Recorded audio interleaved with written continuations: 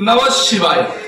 वंदे देव उमापति सुरगुरु वंदे जगत कारण वंदे पनंक भूषण मृगधर वंदे पशुनां पति वंदे सूर्य शशांक बन्ही नयनं वंदे मुकुंद प्रिया वंदे भक्त जलांशयंच वरद वंदे शिव शंकर अकर्म कर्मदायक मो शंकर भगवान।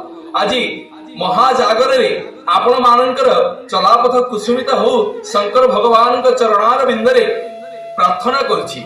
अकर्म कर्मदायक मो शंकर भगवान समग्र जगत रे आज्ञा समस्ते अमृत पान करी समस्ते देव बोलौथिबा बेले एकमात्र विश्व ब्रह्मांड रे जणिए ठाकुर जे कि विष पीकी देवंग उपरे देव महादेव बोलाइले। जेतेबेले समुद्र मंथन हैला सर्वप्रथमे 24टा रत्न पूर्वर सर्वप्रथमे हलाहल विष बाहरी थिला।